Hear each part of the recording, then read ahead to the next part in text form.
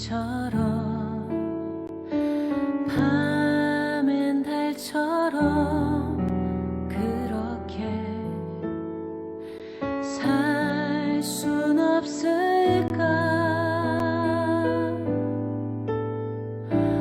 욕심도 없이 어두운 세상 비추어 온전히 남을 위해 살듯이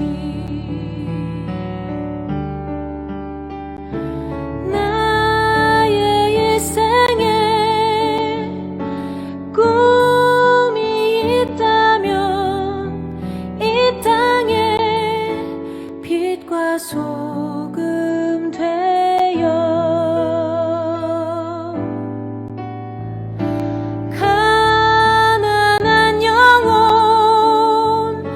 지친 영혼을 주님께 인도하고픈데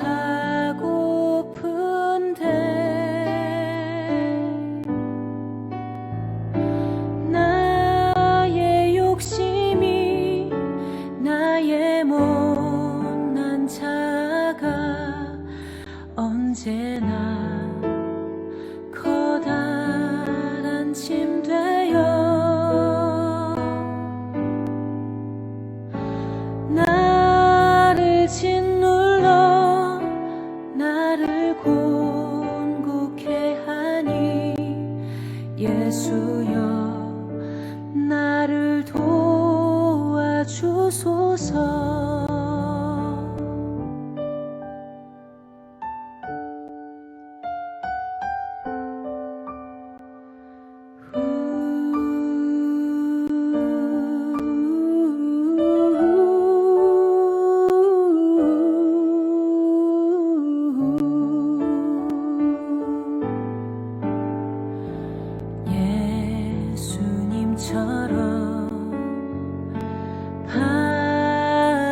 바울처럼 그렇게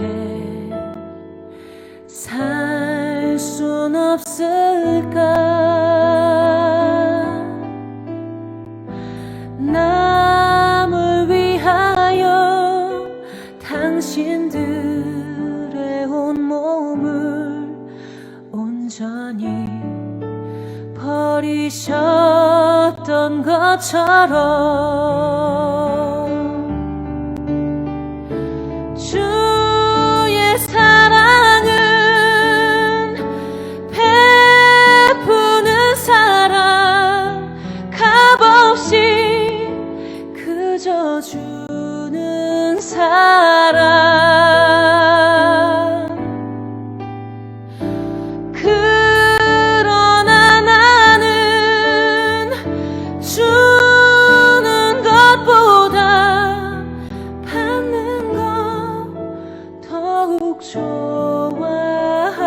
좋아하니 나의 입술은 주님 닮은 듯하나 내 맘은 아직도 추하여 받을 사랑만 계수하고 있으니 예수여 나를 도와주소서.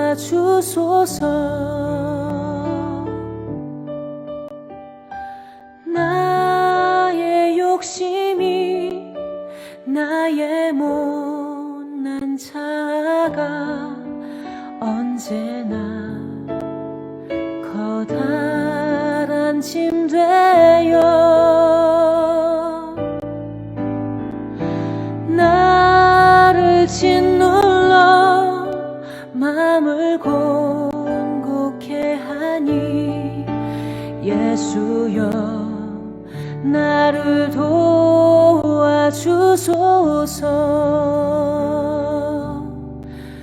예수여 나를 도와주소서.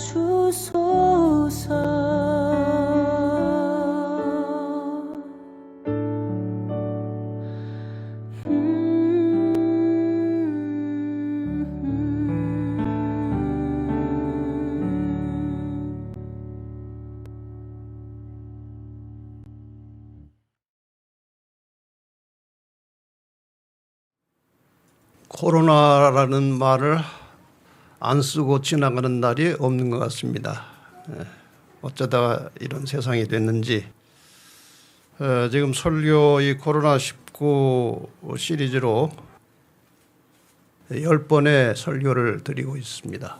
5번은 이후에 세상이 어떻게 변화될 것인가, 이 지구의 인류의 역사가 또 사람이 사는 환경이 어떻게 변화될 것인가에 대해서 5번 말씀을 드렸고, 그런 변화된 세상에서 어떻게 누가 끝까지 살아남을 것인가 하는 주제로 지금 오늘 4번째 이제 말씀을 드립니다.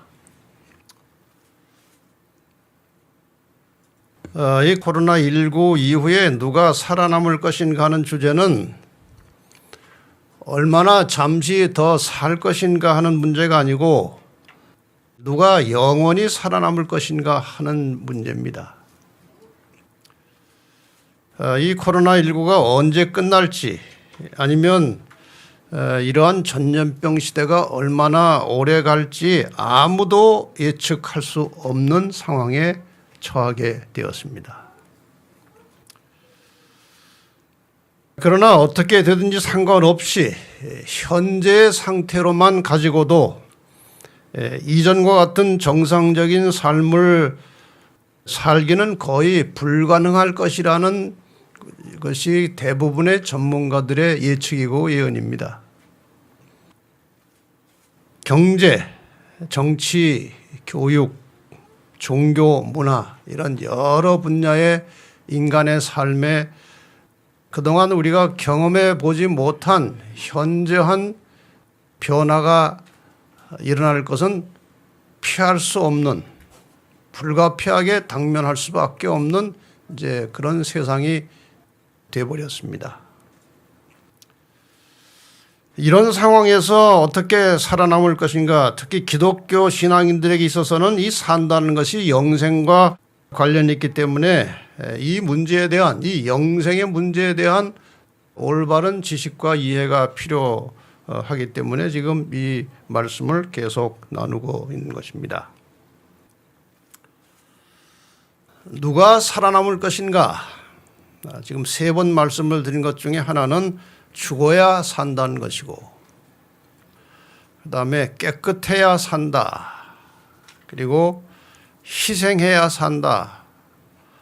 내용은 여러분이 다 들으셨기 때문에 다 알고 계실 것이라고 생각이 됩니다. 오늘 4번째는 이제 버려야 산다, 버려야 산다, 이런 주제로 말씀을 드리겠습니다. 사람들이 사는 세상을 성경에서는 육적인 세계라고 합니다. 그리고 하나님이 존재하는 세계를 영적인 세계라고 합니다. 그런데 육적인 세계에 살던 사람들이 영적인 세계에 존재하고 계시는 하나님을 인식하고 믿음으로 하나님과 이제 연결이 되면 살아가는 방식이 완전히 달라지는 겁니다. 육적인 세계에 이전에 살던 그 생활 패턴, 그 생활 방식, 그 정신 사상은 완전히 뒤집어져서 이제 새로운 방향으로 달라지는 것입니다. 하나님께서 그런 삶을 요구하십니다. 너희 그동안 이렇게 살았는데 앞으로 이제 나와 관련을 맺고 이제 언젠가는 나와 함께 살 것이니까 내가 말하는 대로 살아라. 그렇게 살다가 나중에는 만나서 우리 같이 영원히 살자. 이게 하나님의 아이디어예요. 그래서 이 성경에서 이 육적인 세계에 살던 사람이 영적인 세계에 사시는, 존재하시는 하나님을 만난 후에 어떤 변화가 일어나는지 성경에 수많은 예화들이 나옵니다. 이야기들이 나오죠.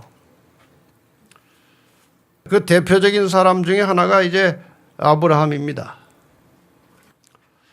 창세기 12장 1절에 보면 여호와께서 아브라함에게 이르시되 너는 너의 본토 친척 아비 집을 떠나 내가 내게 지시할 땅으로 가라. 왜 가야 되는지, 어디로 가야 되는지 설명 없어요. 그냥 내가 내게 지시할 땅으로 가라 그랬어요. 그런데 이 아브라함은 참 믿음이 대단한 사람이었습니다. 히브리 11장 8절에 보면은 믿음으로 아브라함은 부르심을 받았을 때에 순종하여 장래 기업으로 받을 땅에 나갈새 갈 바를 알지 못하고 나갔으며, 이 얼마나 위대한 믿음인가요? 하나님이 가라 하니까 어디로 갈지도 모르고 그냥 떠났습니다. 사실 아브라함은 인간적으로는 아무것도 이 부족한 것이 없이 매우 부유하게 살던 사람이었습니다.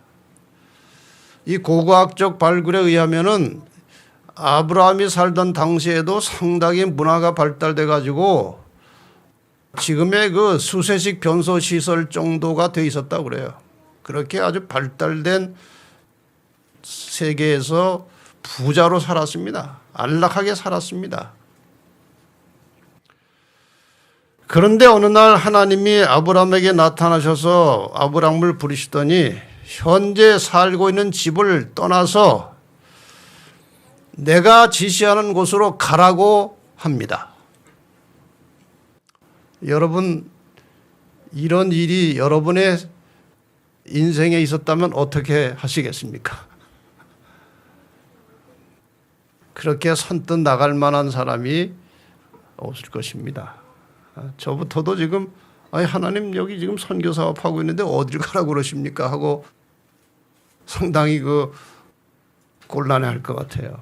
근데 아브라함은 그냥 두말하지 않고 나갔어요.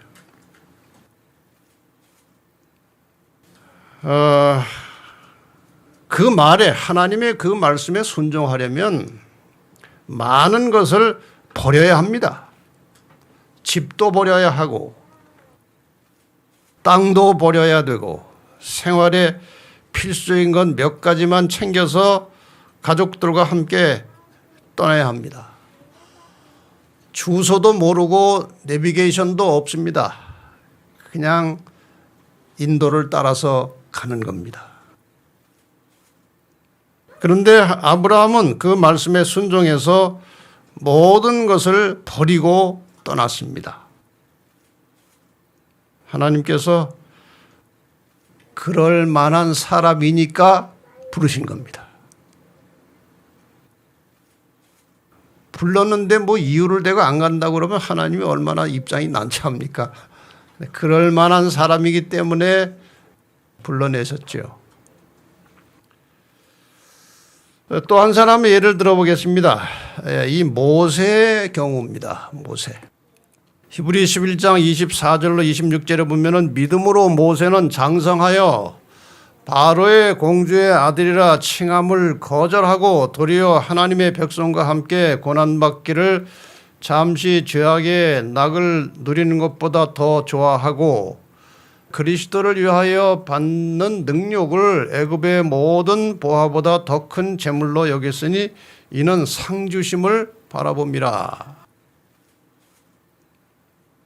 물론 모세는 사고를 내고 본의 아니게 도망을 간 것입니다. 그러나 결과적으로 보면 모세는 너무나 많은 것을 포기하고 떠났습니다. 재물, 지위, 명예, 권력, 세상적 쾌락 이런 것들이 다 보장된 사람이었습니다.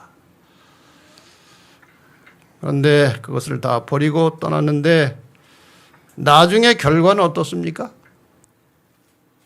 그거하고는 비교도 할 수 없는 큰 것을 얻었습니다.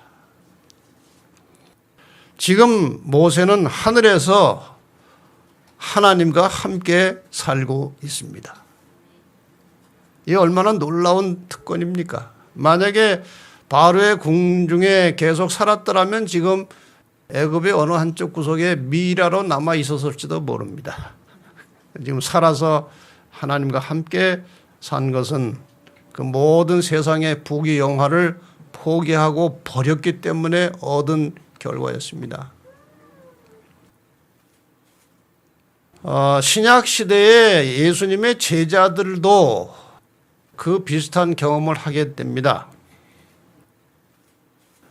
이 그림은 이제 여러분이 이제 보시면은 대략 짐작을 하시겠죠. 이제 한 손에 이제 고기를 들고 있는 물고기를 들고 있는 것을 보니까 베드로 같아요.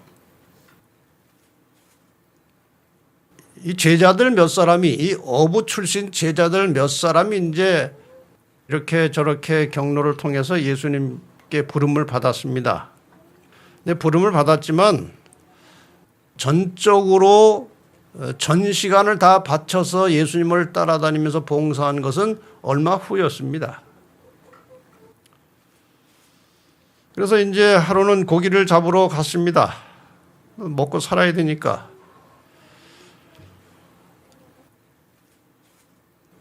근데 예수님이 이제 아침에 나타나셨어요. 갑자기 자기들 이제 밤새도록 그물 쳐서 잡았는데 고기를 못 잡았어요. 근데 아침에 일찍 예수님이 이제 나타나셨습니다. 그래서 그물을 고기 좀 깊은 데다 한번 던져봐라 그랬어요. 이 어부들 상식으로는 이미 밤에 고기를 못 잡았으면 밝아진 다음에는 더 못 잡는 겁니다. 근데 그 자기 선생이 하라고 하니까 그냥 기대도 별로 하지 않고 그물을 쳤는데 얼마나 많이 고기가 잡혔는지 그물이 찢어질 것 같이 많이 잡혔어요. 자, 그때에 이 베드로가 한 고백이 바로 이것입니다. 누가복음 5장 8절부터 11절까지 시몬 베드로가 이를 보고 그 엄청나게 많이 잡힌 고기를 보고 예수의 무릎 아래 엎드려 가로되 주여 나를 떠나소서 나는 죄인이로소이다. 이건 실제로 나를 떠나달라는 게 아니고 주님의 그 영광을 주님의 그 능력을 제가 감당할 수 없습니다. 그런 고백이에요.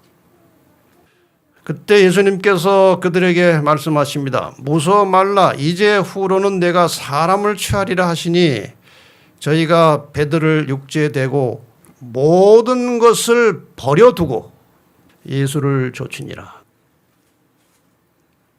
하나님께서는 종종 인간의 이 번영의 순간에 우리를 부르십니다. 지금 이 고기를 그렇게 많이 잡았으니 그 이제 집에 들어가서 부인한테 자랑도 하고 좀 이거 팔아가지고 조금 이렇게 잠시 동안이나마 이렇게 윤택하게 살 수 있는 그런 상황이 왔지만 예수님께서 따라오라고 하니까 다 버렸어요. 그리고 그분을 따라 나선 것입니다. 이날 저녁에 이제 베드로가 집에 잠깐 들러서 갔을지 모르겠습니다만은 이제 일기를 썼더라면 어떻게 썼을까? 제가 베드로가 그날 밤에 쓴 일기를 제가 대신 좀 썼어요. 어제는 밤이 새도록 물고기를 한 마리도 못 잡았다. 빈손으로 집에 들어가자니 난감했다. 근데 아침에 예수께서 나타나셨다. 얼마 전 우리 어부들 몇 사람이 예수의 제자가 되기는 했으나 아직 생계 문제로 그분을 전적으로 따르지는 못했다. 그런데 그분이 우리들에게 좀 더 깊은 곳에 그물을 던져보라고 했다. 그분은 설교는 잘했지만 사실 고기 잡는 일에는 우리가 전문가였다. 그러나 선생이 시키는 대로 했다. 별로 기대는 하지 않았다. 그런데 이게 웬일인가? 고기가 너무 많이 잡혀서 그물이 찢어질 것 같았다. 만물을 다스리시는 그분의 능력을 보았다. 그분이 우리에게 내가 이제 너희를 사람 낚는 어부가 되게 할 테니 나를 따르라고 하셨을 때에 우리는 배와 그물과 잡은 고기를 다 버리고 그분을 따라 나섰다. 그런 것들이 별로 가치가 없게 보였다. 그럴듯합니까? 이게 그날 저녁 베드로의 일기입니다. 예수님과 그분을 통해서 이르러오는 영생과 구원의 원리를 제대로 깨달으면 이 세상에 속한 것들이 아주 하찮게 무가치하게 보입니다.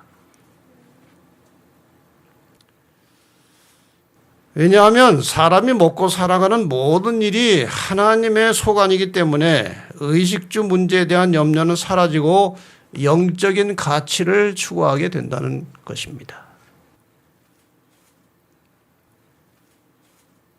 세리 마태 이야기를 하나 더 해보십니다. 마태. 아시는 대로 이 마태도 예수님의 제자인데 출신은 세리 출신입니다. 9장 9절에 보면 마태복음 예수께서 거기서 떠나 지나가시다가 마태라 하는 사람이 세관에 앉은 것을 보시고 이르시되 나를 좇으라 하시니 일어나 좇으니라. 예수님께서 이 장차 이 초기 교회 시대에 능력으로 복음을 전할 제자들을 뽑으실 때에 아무나 뽑으시겠습니까?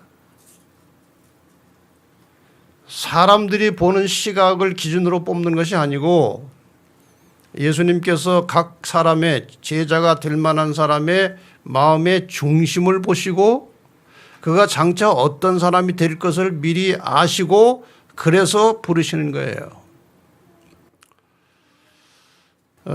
이 마태는 남들이 볼 때는 아주 경멸받을 유대인들에게 거짓말을 좀 해가면서 세금을 걷어들이는 아주 욕먹는 질이 안 좋은 사람이었습니다. 그러나 그 마음 속은 예수님께서 보실 때에 뭔가 사람이 진실하고 제대로만 깨우쳐지면 양심적으로 헌신할 수 있는 가능성이 다 보인 겁니다. 그래서 부르신 거예요. 오늘날 우리가 이 말을 하고 행동을 하고 살아가는 데 있어서 겉으로 나타난 말이나 행동은 하나님 보시기에 그렇게 중요하지 않아요. 하나님은 그 중심을 보십니다. 그래서 우리가 그리스도인으로 살면서 중요한 것은 이 마음 속을 항상 깨끗하게 정돈하고 사는 거예요. 혹시 사람이기 때문에 실수하고 넘어지고 더럽혀질 수 있어요. 그러나 즉시로 마음을 정결하게 하고 순수하고 순전한 마음으로 살고자 하는 그런 정직한 심령을 가진 사람들을 하나님께서 진리로 깨우쳐서 인도하시는 겁니다. 이 마태의 경우 돈은 상당히 많았지만 마음은 별로 편치 않았어요. 왠지 자꾸 이렇게 불안해지고 불편하고 돈에 관한 한 부족한 것이 없었는데 마음은 자주 불편했어요. 특히 거짓말을 좀 해가면서 세금을 걷는 것에 대해서 늘 죄책감이 있는 겁니다. 하루속히 이걸 벗어나고 싶은데 언제 벗어날 것인가? 그런데 어느 날 예수님께서 갑작스럽게 자기 일하는 현장에 나타나시더니 나를 따르라는 것입니다.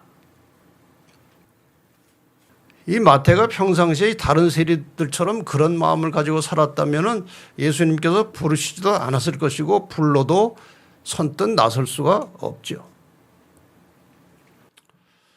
근데 마태는 그냥 즉시로 다 버리고 일어나 예수님을 쫓았습니다. 그날 저녁에 마태가 쓴 일기도 제가 한번 써봤습니다. 나는 돈을 좋아하는 사람이다. 그래서 나의 동적인 유대 사람들에게 욕을 먹으면서 세금을 걷는 일을 하게 되었다. 이런저런 속임수와 술수를 써서 돈을 많이 벌었다. 그런데 요즘 왠지 마음이 허전하고 돈이 인생의 전부가 아니라는 생각이 들기 시작했다. 그러던 중 예수라는 분에 대한 소문을 들었다. 그분의 말을 듣고 있으면 마음이 편안해진다고 한다. 그래서 종종 시간 날 때마다 들판에 나가서 그분의 말씀을 듣곤 했는데 정말 마음이 편해지는 것을 느꼈다.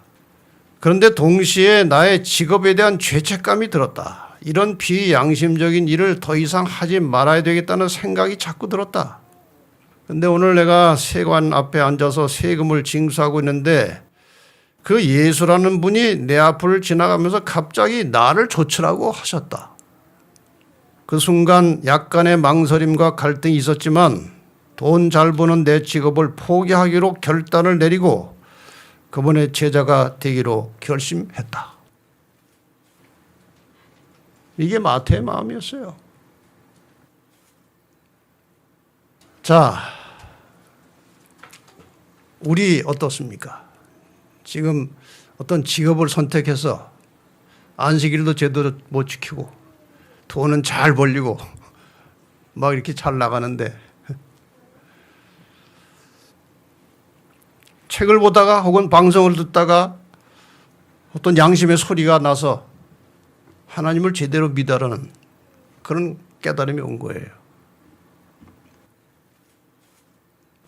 그때 그 돈 잘 벌리던 직업을 포기하고 하나님께 신실하고 충성스러운 생활로 바꿀 수 있을까요? 쉬운 일은 아닌데 마태는 그렇게 했습니다. 그게 예수님의 제자가 될 수 있는 조건입니다. 하나님의 말씀을 통해서 성령의 음성을 통해서 하나님의 뜻이 나에게 전달이 되면 만사를 제치고 모든 것을 버리고서라도 그분을 따라 제자가 되고자 하는 그런 마음을 하나님께서 기뻐하시는 겁니다. 그래서 예수님께서 이렇게 말씀하십니다. 마태복음 19장 29절이에요. 또 내 이름을 위하여 집이나 형제나 자매나 부모나 자식이나 전토를 벌인 자마다 여러 배를 받고 또 영생을 상속하리라. 버리라는 것입니다. 버려야 된다는 것이죠. 그 다음에는 또 더 심한 말씀이 있습니다. 마태복음 5장 30절에 보면은 또한 만일 내 오른손이 너로 실족해 하거든 찍어내버리라. 내 백체 중 하나가 없어지고 온몸이 지옥에 던지지 않는 것이 유익하니라. 이 두 성경절은 잘못 읽으면 오해의 소지가 있습니다. 뭐 전해지는 이야기인지 실화인지 모르겠습니다만은 어떤 사람이 이제 노름에 중독이 돼가지고 뭐 폐가 망신했어요. 노름을 자꾸 하다가 그냥 뭐 집도 날라가고 뭐 가정도 파탄다. 그래서 이 손이 원망스러운 거예요. 그러니까 여기 성경절 보니까 찍어내버리라고 그랬어요. 그 실제로 이 노름할 때 쓰는 손가락을 찍어냈어요. 한동안 노름을 못하게 됐습니다. 근데 얼마 시간이 지나는데 노름이 하고 싶어서 못 견디겠어요. 참을 수가 없어요. 그걸 안 하려고 그렇게 결심을 했는데 다시 왼손으로 노름을 시작했습니다. 그러니까 이거는 문자적으로 이렇게 하라는 말이 아니에요.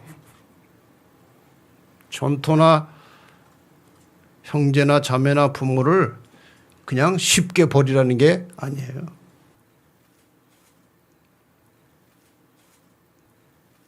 이런 예는 있습니다. 제가 잘 아는 한 분이 이제 순복음교회 아주 신실하게 잘 다니던 남자분인데 뭐 직업도 건축업을 하고 상당히 안정되고 지식도 있는 지식인이고, 근데 이제 이 재림교회 성경을 공부하다가 안식일도 깨닫고 진리를 깨닫게 되었습니다.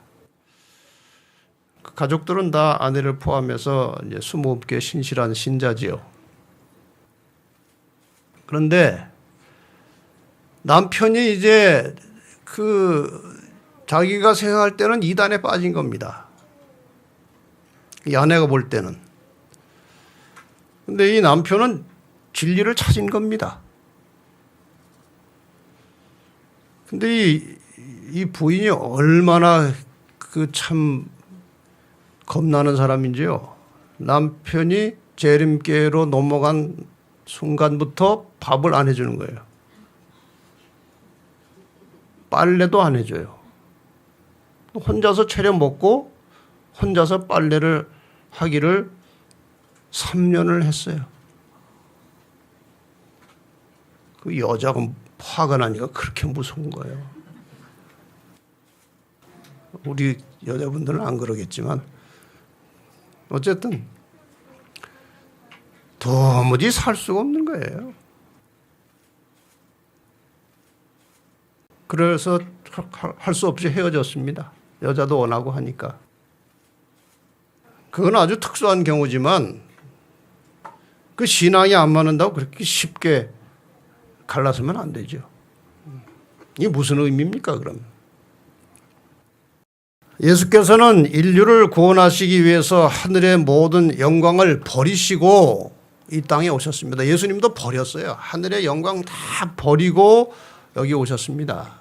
그렇다면 예수를 믿고 구원받기를 원하는 사람들도 올바른 믿음과 신앙심을 지키고 유지하는 일에 장애가 되거나 방해되는 것이 있으면 과감하게 아낌없이 포기하라고 하는 말씀이에요. 내가 하나님 믿는 일에 일상생활 속에서 장애가 되는 것이 계속 나오면 그걸 포기하고서라도 하나님을 바르게 믿는 일에 전심전력하라는 말씀이지요. 하나님께 대한 전적인 헌신을 요구하는 겁니다. 하나님의 말씀에 대한 전적인 순종을 요구하는 것이죠.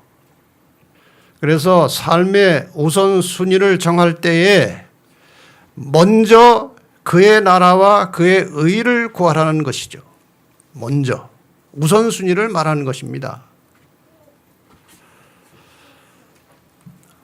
왜 버려야 되느냐? 왜 꼭 다 버려야만 하나님의 제자가 될 수 있느냐? 왜? 뭐 여러 가지 이유를 찾을 수 있겠습니다만은 우선 우리가 잘 알고 있는 마태복음 7장 13절과 14절 말씀을 보겠습니다.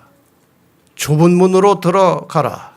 멸망으로 인도하는 문은 크고 그 길이 넓어 그리로 들어가는 자가 많고 생명으로 인도하는 문은 좁고 길이 협착하여 찾는 이가 적음이라.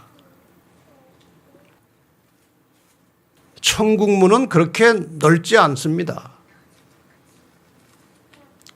좁습니다. 이 부자가 천국에 들어가는 것이 약대가 바늘구멍으로 들어가는 것보다 어렵다고 말씀하신 것은요, 불가능하다는 말씀은 아닙니다. 그 성경에 바늘구멍이라고 번역된 말은 원래 이스라엘 그 성벽이 이렇게 쭉 둘러 있는데 큰 문 사이에 조그만 문들이 있었다고 합니다. 그 문 이름이 무엇인가 하면 문이 좁기 때문에 침공문이라고 했다고 합니다. 침공은 이제 바늘구멍이라는 뜻이죠. 근데 낙타 한 마리가 간신히 빠져 들어갈 수 있는 그 정도 사이즈의 문이었다고 그래요. 넉넉하게 들어갈 수는 없어요. 간신히 들어갈 수 있는 그 문. 근데 부자들은 소유한 것이 많기 때문에 그것을 가지고 들어가려면 그 문을 통과를 못하는 겁니다. 그래서 부자들은 하늘에 들어가기가 어렵다고 그렇게 표현을 하신 것입니다. 그림을 뭐 어린 영어로 그린 건지 모르겠지만 천국 문이 좁아가지고 저렇게 뭐 잔뜩 짊어지고는 못 들어갑니다. 먹을 것 챙기고 입을 것 챙기고 마실 것 잔뜩 해가지고는 저 문을 못 가는 거예요. 그래서 버려야 된다는 말씀이 나온 겁니다. 버려야 된다는 겁니다. 여기 이런 말씀이 있어요. 영문시조에 나온 내용인데 대체로 사람들은 이제 넓은 길을 갑니다. 쉽게 믿으려고 합니다. 쉽게. 그런데 그 넓은 길을 가면서 쉽게 믿으려고 하는 사람들은, 저들은 이제 그 말이에요. 앞뒤 문맥을 보면 저들은 험한 길과 좁은 문을 바라보기는 한다. 그러나 이기적 쾌락과 세상에 대한 사랑과 교만심과 성화되지 못한 야망들이 구주와 저들 사이에 담을 쌓아 놓는다. 절로 가야 되기 때문에 이렇게 가끔 쳐다보긴 하는데 이런 여러 가지 인간적인 욕심들이 딱 중간에 가로막힌다는 말씀입니다. 저들이 자기의 의지와 선택한 애정과 사업의 대상을 버리려면 희생을 해야 하는데 저들은 그것을 그 희생하기를 주저하고 비틀거리며 돌아서는 것이다. 희생하고 싶지 않아요. 저리로 가면 좋다는 것은 아는데 현실적인 희생을 꺼려한다는 말씀이죠. 저들은 선을 사모하고 그것을 얻기 위하여 어느 정도 노력을 하지만 선을 택하지 않고 모든 것을 희생하여 선을 얻으려는 확고한 목적은 갖지는 않는다. 마음은 있는데 결단을 하지 못한다는 것이고 대부분의 그리스도인들이 이 상태에 머물러 있습니다.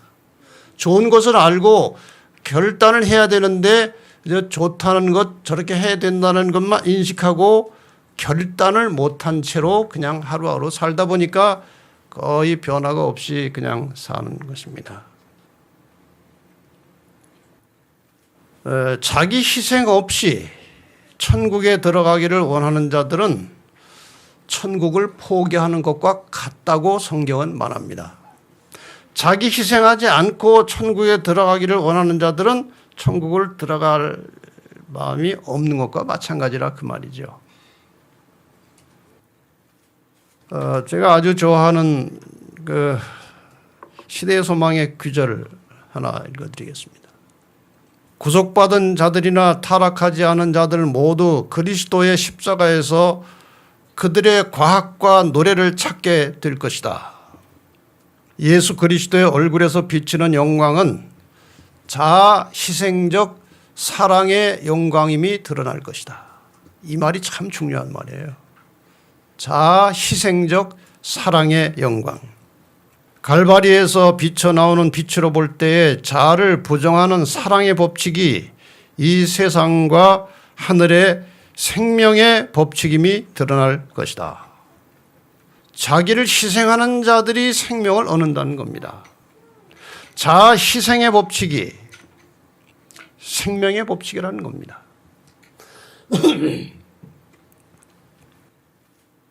지난번 시간에 희생해야 산다는 말씀을 드렸습니다. 내가 소유하고 있는 것을 버리는 일에도 여전히 희생이 요구되는 것입니다. 희생이 생명의 법칙이라면 버리는 것도 생명과 관련이 있습니다. 오늘 여러분과 저는 이 버리는 문제에 대해서 깊이 생각해 보시기를 바랍니다. 버리는 것이요.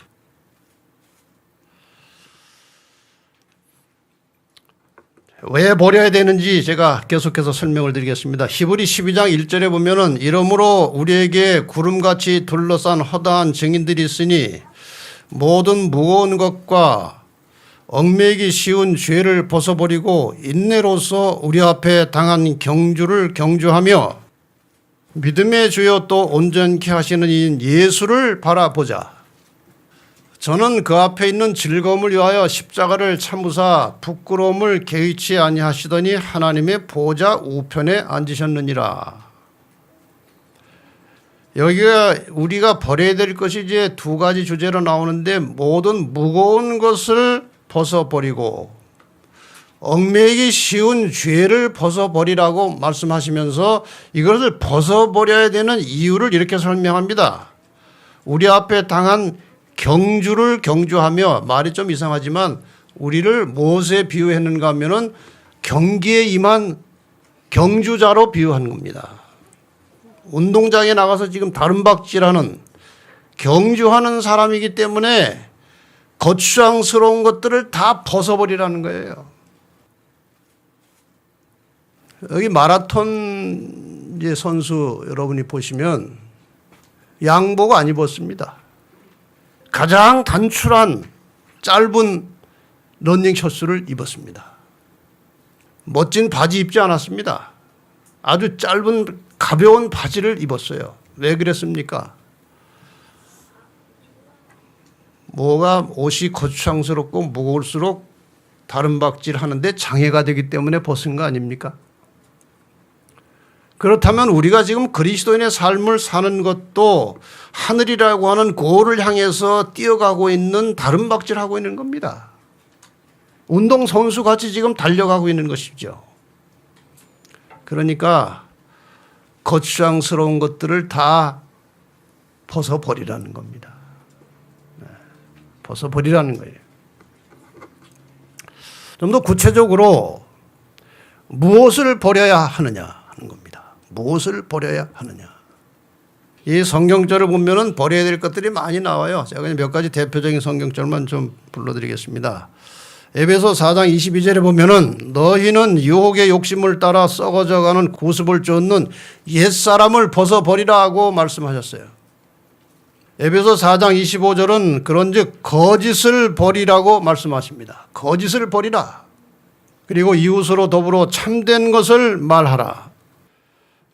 에베소 4장 31절입니다. 너희는 모든 악독과 노함과 분냄과 떠드는 것과 회방하는 것을 모든 악의와 함께 버리고 죄된 습관, 죄된 행위 이 모든 것을 버리라는 거예요. 데살로니가전서 5장 22절에 보면은 악은 모양이라도 버려라, 흉내라도 내지 말라 그랬어요. 그래서 이 말의 기준에서 그전에는 저희 학교 어린이 시절에는 칼 장난도 못하게 했어요. 모양이라도 버리라고 그랬기 때문에. 디모데전서 4장 7절에는 망령되고 허탄한 신화를 버리고 오직 경건에 이르기를 연습하라고 말씀하셨습니다.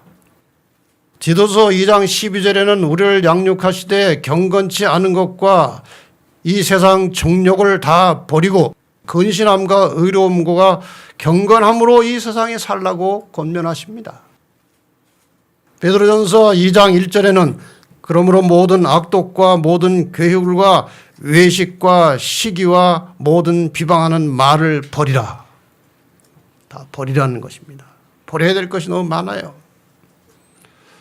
우리는 하늘 가기에 적합하지 않은 너무나 많은 짐짝들을 싣고 다니고 있다는 말이죠.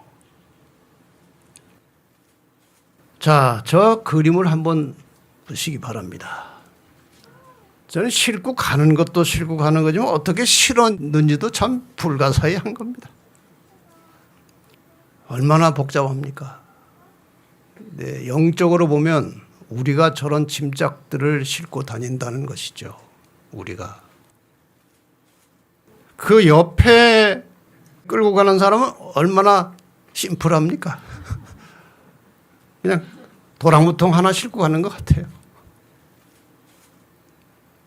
자, 구체적으로 무엇을 버려야 될지 지금까지 드린 성경 말씀과 우리의 생활 습관에 비추어서 몇 가지 구체적으로 좀 하면은 재물 욕심, 이기심, 험담하는 것, 명예욕, 교만심, 탐심, 자녀 성공을 위해서 너무나 과할 정도로 투자하고 노력하는 것, 게으름, 시기심, 불평하는 습관, 자존심, 화내고 분노하는 것들, 쾌락, 그리고 자기 이것들 다 버리라고 말씀하십니다. 버리라는 거예요.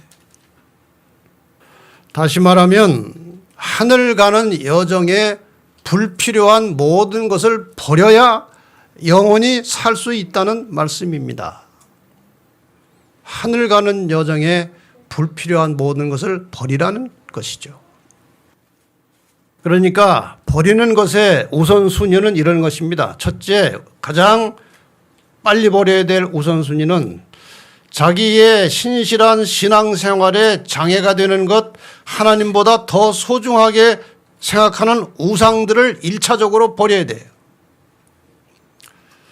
그 다음에 두 번째는 성경에 조화되지 않는 그릇된 사상과 신조들, 생활 습관들 빨리 버려야 됩니다. 그리고 세 번째, 근심 걱정을 만들어내는 것들,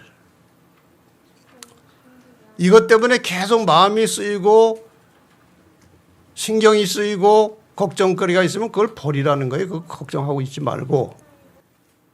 제가 이전에 드렸던 이야기를 워낙 이제 많은 사람들이 또 듣기 때문에 이전에 우리 교인들 들었던 얘기를 제가 한 가지 더 하겠습니다. 제가 1984년도에 필리핀에 있는 우리 대학원에 이제 유학을 가게 됐습니다. 이제 생전 처음 외국에 나가는 그런 일정이었기 때문에 가는 길에 전자제품 카메라 등등을 매우 싸게 살 수 있는 홍콩이라는 나라를 이제 몇 가족이 같이 가면서 거기를 들렀어요. 근데 제가 그동안 사고 싶었던 중에 하나가 카메라예요. 그 당시 카메라가 참 귀했습니다. 또 비쌌고. 거기서 이제 싸게 니콘 카메라 중에서 제일 싼 거를 하나 샀어요. 그러나 상표는 니콘이에요. 유명한 거. 이걸 이제 필리핀에서 한 1년 쓰고 거의 모셔가지고 이제 집에 가지고 왔죠. 이제 사택에다가 카메라를 모시고 사는데 아주 신경이 쓰여요. 그전에는 어디 외출할 때 그냥 문 열고 가도 아무 상관이 없었어요. 그냥 가져갈 것이 없으니까요, 집안에. 이게 카메라가 하나 생기니까 어디 외출할 때마다 이거 어디다 깊숙이 넣어야 되는데 그 깊숙이 넣는 순간에 꼭 고기만 뒤질 것 같아. 여기 뒀다가 여기 뒀다가 참 머리가 복잡해졌습니다. 뭐 때문에? 소유물이 생긴 거예요. 그러던 차에 하루는 안식일에 이제 집사람하고 이제 아이하고 가서 예비를 해서 드리고 왔는데 갔다 와 보니까 방에 옷가지가 하나 가득 차 있어요. 장롱 서랍에 있는 옷을 다 꺼내 가지고 뭘 이렇게 현금을 찾았는지 방에 하나 들어있는 거예요. 그 순간에 제일 먼저 생각난 게 뭐였을까요? 카메라예요. 그래서 카메라 깊숙이 넣은 데를 딱 보니까 카메라가 없어요. 그 순간에요, 참 묘한 생각이 든 겁니다. 시원섭섭. 바로 그거예요. 섭섭하죠? 비싼 물건인데 도둑 맞았으니까. 근데 더 이상 신경 쓸 것이 없게 돼가지고 시원합니다. 그 다음에 이제 또 가져갈 게 없으니까 편하게 외출하는데, 근데 뭐가 문제인가 하면은 뭘 찾느라고 방에다가 옷을 하나 가득 늘어놓으니까 그거 접어서 넣는 게 큰 문제더라고요. 그래서 그 다음에 외출할 때 이제 방문 앞에다가 메모를 하나 달아놨어요. 주인이 없을 때 찾아온 손님께 드립니다. 여기 뒤져봐야 가져갈 것 하나도 없습니다. 그러니까 혹시 필요한 것 있으면 아래 전화로 연락 바랍니다. 그걸 붙여놓고 외출하니까 아주 편안해졌다는 거죠. 소유하고 있다는 것이 그렇게 불편한 거예요. 근데 요즘 우리가 얼마나 많은 것들을 가지고 있습니까? 예, 대개 물건을 어디다 집어넣습니까? 가방에다 집어넣고. 여행 갈 때 다 어디다 집어넣고 가요? 가방에다 집어넣고 갑니다. 우리 교인 중에 조이수라는 분이 계십니다. 시인인데 여기 별내교회 다니는 분이에요. 얼마 전에 이제 제 사무실에 와서 시집을 출간할 때 뭘 좀 도움을 요청해서 제가 좀 도와드렸더니 시집을 가지고 왔습니다. 그래서 그 시집을 제가 읽어보니까 참 아주 감동적인 시가 많아요. 크리스찬의 입장에서 쓴 시인데, 천국 가는 길이라는 제목이 있어서 한번 처음부터 쭉 읽어가는데 이런 제목이 있었어요. 이런 시가 나와요. 어떤 사람은 트렁크에 짐을 싸고 어떤 사람은 책가방에 짐을 쌌습니다. 어떤 사람은 핸드백에 짐을 싸고 어떤 사람은 더블백에 싸고 어떤 사람은 배낭에 쌌습니다. 검문소에서 모든 것을 버려야 한다고 말했습니다. 사람들이 모든 걸 버렸는데 하늘에 가지 못했습니다. 알고 보니 온 몸이 큰 가방이었습니다. 생각해 볼 만한 말씀이죠. 외적으로는 다 버렸어요.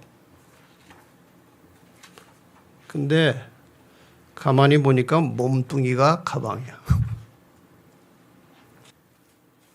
제가 이걸 보고 속편 시를 간단하게 하나 지었습니다.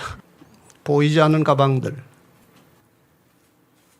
우리 마음속에 보이지 않는 가방들이 있습니다. 욕심과 욕망의 가방들입니다. 재물 욕심, 명예욕, 권세욕, 육체적 욕망, 자식에 대한 욕심. 어떤 가방에는 시기심도 들어있고 교만심도 있고 근심도 들어있습니다. 이런 것들이 가득 차 있는 가방들 때문에 주님이 머물러 계실 자리가 없습니다. 이런 몸뚱이를 가지고 천국에 들어가려고 하면은 조금 무리한 거죠. 이거 다 버리라는 겁니다.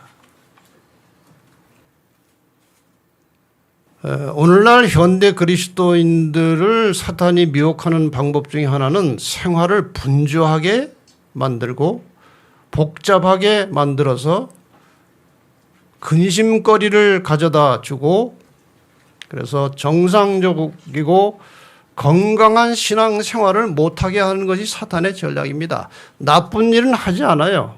오래된 그리스도인들은 나쁜 일을 그렇게 하지 않습니다. 그런데 아주 생활 구조가 복잡해지고 분주해지고 뭐 근심거리가 자꾸 생겨가지고 건강한 신앙생활 하기가 점점 불가능한 시대에 살고 있게 되었다는 겁니다.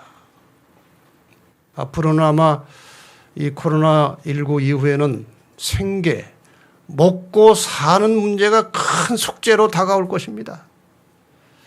여러분 이럴 때 너희가 먼저 그의 나라와 의를 구하면 하나님께서 이 모든 것을 더하시리라고 하는 말씀을 굳게 믿고 일의 우선순위를 정하실 때 지혜롭게 하시기를 바랍니다. 그것이 믿음이에요. 그것이 신앙을 한다는 증거입니다.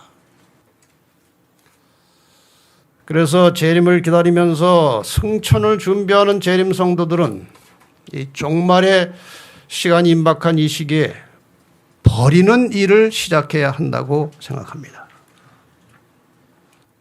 이제 끝으로 승천을 앞두고 버리는 일을 시작합시다. 버리는 일. 태어날 때 다 벌거숭이로 나옵니다. 그렇지 않습니까? 태어날 때 혹시 속옷 입고 나온 분 계십니까? 반지 끼고 나온 분 계십니까? 아무것도 없이 맨몸으로 나왔어요. 저 아래에 있는 게 뭔지 아시겠죠? 아무것도 못 가져갑니다. 저것도 사람들이 이렇게 둘러 씌워진 것이지 가져가는 게 아니에요, 자기가. 인생은 어차피 빈손으로 왔다가 빈손으로 가는 겁니다. 그런데 빈손으로 온 인생이 지금은 너무나도 많은 것을 소유하고 살아갑니다. 꼭 필요한 것보다는 필요하지 않은 것을 더 많이 가지고 그것들 때문에 돈 쓰고 마음 쓰고 근심, 걱정 가득 안고 힘들게 살아갑니다. 집안에는 현재 사용하는 물건보다 쓰지 않는 물건이 훨씬 많습니다. 근데 가만히 보면은 쓰지 않는 물건은 비싼 거고 쓰는 것들은 싼 것들이에요. 플라스틱 바가지는 매일 쓰는데 싼 거고 저기 안 쓰는 찻잔의 그 찻잔들은 비싼 거예요. 이게 미련한 인간들이 살아가는 방법이죠. 조만간 승천할 재림 성도들은 이제부터 더 많이 소유하고 더 많이 모으려고 하지 말고 하나씩 둘씩 버리며 살아갑시다. 재림 나그네들은 단출하게 살아가야 합니다. 옛날에 한동안 무소유라는 책이 굉장히 유행됐어요. 무소유. 어떤 스님이 쓴 책인데 그 책에서 읽은 이야기예요. 이 스님이 뭐 별로 가진 것 없이 절간에서 사는데 누가 난을 선물로 줬어요. 난초 있죠. 아주 비싼 난을 선물로 받았어요. 근데 이것은 햇볕에 두면 안 돼요. 근데 그날 아침에 이제 일어나 보니까 날씨가 흐렸어요. 바깥에다 내놓고 외출을 할 일이 있는데 그거를 깜빡 잊어버리고 그냥 외출을 간 거예요. 근데 갑자기 낮에 이렇게 구름이 걷히더니 해가 났어요. 무슨 생각 난 거예요? 난 생각이 난 겁니다. 지금 볼일 보러 이 속세로 내려왔는데 난 생각이 나가지고 불안하고 초조해서 걱정이 돼가지고 일이 손에 안 잡히는 겁니다. 그래가지고 볼일을 제대로 못 보고 난을 살려야 되니까 다시 되돌아가서 보니까 아직은 안 죽어서 그늘에 갖다 옮기고 나서 생각을 해보니까 옛날에 이것이 없을 때는 근심 걱정이 없었는데 이게 뭐가 하나 생기고 나니까 걱정이 더해졌구나. 즉시로 난을 누구에게 주고 그 다음부터 자기 서재의 책도 하나씩 뽑아서 주기 시작했다. 그런 이야기예요. 저도 지금 버리는 일을 시작했습니다. 그래서 한번 이제 제 집에 있는 서재에 여기 있는 서재에 잘 안 쓰는 책들 한 보따리 여러 박스를 뽑아내서 이제 버리는데도 아직 남아 있어요. 물건들 사소한 것들 제가 다 그거를 지금 버리는 중인데 가끔 여러분 그 테이블에다 물건 올려놓고 가져가라 하는 게 제가 다 버리는 것들이에요. 멀었어요. 옷도 버릴 게 많아요. 여러분이나 저나 버리고 삽시다. 자꾸 모으지 말고 버리고 살자는 거예요. 버릴 거 많아요. 한번 찾아보세요. 버리지 않으면 어떻게 되느냐? 이야기 아시죠? 원숭이 잡는 이야기. 원숭이가 바나나를 좋아하죠. 이제 이 아구가 이 주둥이가 좁빗한 좁은 이런 통에다가 바나나를 이렇게 집어넣고 바나나 냄새가 나면 이제 원숭이가 사람이 주변에 없으면 가가지고 이제 거기다 딱 들어가서 이제 바나나를 딱 잡는데 이거 덫을 놓은 사람이 이제 온 거예요. 그럼 어떻게 됩니까? 놓고 나가야 돼. 이거 짚고 있으니까 안 빠지는 거예요. 이게 주먹 때문에. 근데 이걸 못 놓고 계속 이거를 가지고 가려는 욕심 때문에 원숭이가 잡힌다는 거예요. 어쩌면 이것이 말세의 수많은 그리스도인들의 모습일 것입니다. 버리지 못하고 있다가 이 올무에 걸려서 멸망당하는 것이죠. 부자 청년 이야기 여러분이 잘 아시죠? 아주 훌륭한 사람이었습니다. 하나님 법 잘 지키고 나름대로 경건하게 살았어요. 예수님께 와서 구원의 원리를 물었습니다. 어떻게 해야 구원받습니까? 하나님의 계명을 잘 지켜라. 어떤 계명입니까? 살인하지 말라, 간음하지 말라, 뭐 10계명 이야기 하셨어요. 그거 제가 잘 지켰습니다. 그때 예수님께서 하신 말씀이 내게 오히려 한 가지 부족한 것이 있으니 가서 내 있는 것을 다 팔아 가난한 자들을 주라.